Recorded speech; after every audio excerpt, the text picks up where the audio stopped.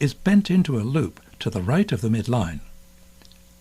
As development continues, the ventricular region swings back to the midline and expands and grows in length to cover the atrium and great veins.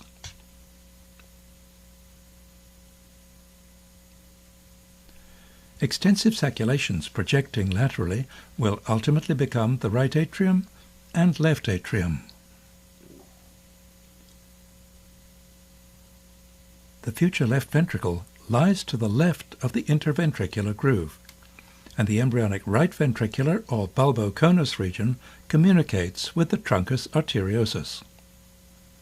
A four-chambered heart is formed from this convoluted tube by the development of three septa, partitioning the atria, the ventricles, and the truncus arteriosus.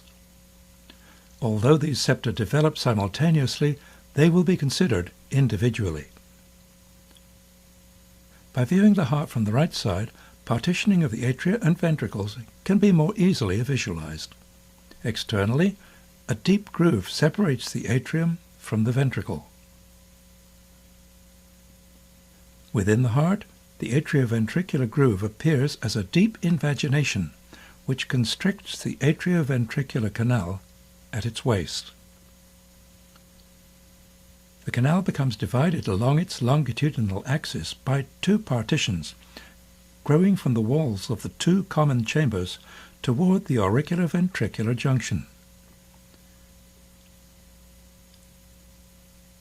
Endocardial cushions extend from opposite sides of the atrioventricular aperture and ultimately fuse into a column dividing the channel between the atrium and ventricle.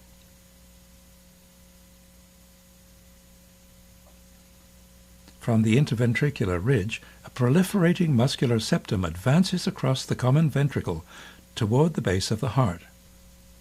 Simultaneously, the interatrial septum rapidly grows toward the endocardial cushions, progressively constricting the foramen between the atrial chambers, the foramen primum. Before the foramen primum becomes obliterated, a new opening appears high on the interatrial septum. The timely development of this orifice, the foramen secundum, provides uninterrupted shunting of blood from the right atrium directly into the left.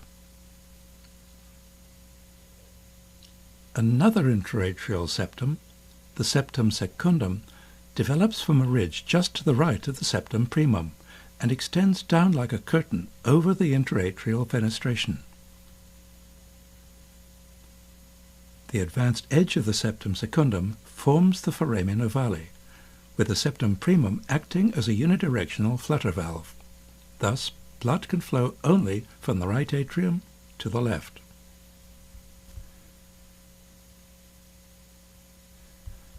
To recapitulate, the common atrioventricular canal is partitioned by the simultaneous proliferation of the endocardial cushions, the muscular interventricular septum, and the interatrial septum.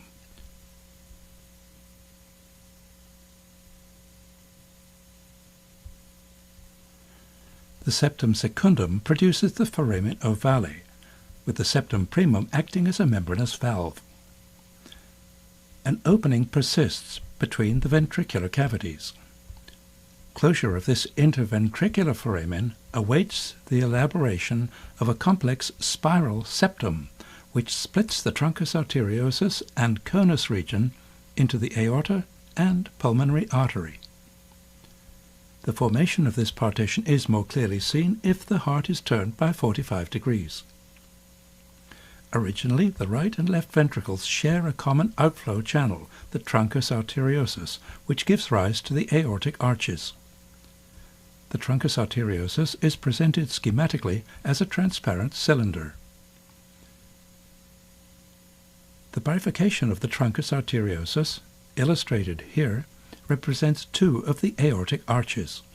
The fourth aortic arch forms the aorta, and the sixth is the origin of the pulmonary artery. A pair of ridges which develop at the bifurcation spiral down the truncus arteriosus. They fuse along the axis of the cylinder to produce a single spiral septum, extending down towards the ventricles. The interventricular foramen is obliterated by masses of endocardial tissue from the ventricular septum, by the endocardial cushions, and by the spiral aortic septum. The partitioning of the heart into its component chambers and corresponding arteries is now complete. The significance of the spiral aortic pulmonary septum is more readily appreciated in a frontal view of the heart. The aortic pulmonary septum executes a spiral of 180 degrees and swings into line with the superior margin of the interventricular septum.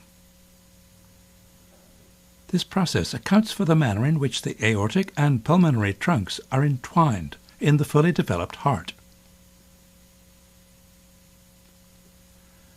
Blood from the left ventricle enters the aorta, which passes to the right behind the pulmonary artery.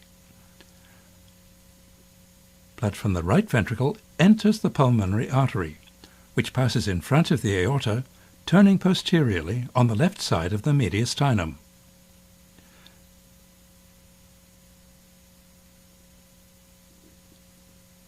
Venous blood from the superior vena cava and the inferior vena cava flows through the right atrium and into the right ventricle. It's ejected into the pulmonary artery, where a major portion continues through the ductus arteriosus into the descending aorta. Resistance to flow through the collapsed lungs is so great that only a small quantity of blood enters the pulmonary arteries. A correspondingly small amount of blood is returned through the pulmonary veins into the left atrium. Oxygenated blood from the placenta enters the inferior vena cava, but tends to stream across the right atrium through the foramen ovale and into the left atrium to supplement the scanty pulmonary venous return. This mixture of venous and oxygenated blood enters the left ventricle and is pumped into the aorta, from which the carotid arteries arise to supply the brain. Through the descending aorta, partially oxygenated blood is distributed to the lower portions of the body.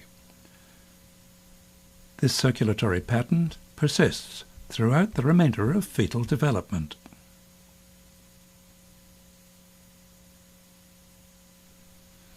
Within a very few minutes after delivery into the external world, the supply of oxygenated blood from the placenta is interrupted. If the infant is to survive, respiratory exchange in the lungs must be promptly established. As the lungs become inflated, the resistance to pulmonary blood flow is markedly reduced. Constriction of the ductus arteriosus diverts the entire right ventricular output into the pulmonary circulation. Oxygenated blood returning from the lungs is distributed through the systemic circulation. When the pressure in the left atrium exceeds that in the right atrium, the valvula is pressed over the foramen ovale, and partitioning of the heart is functionally complete.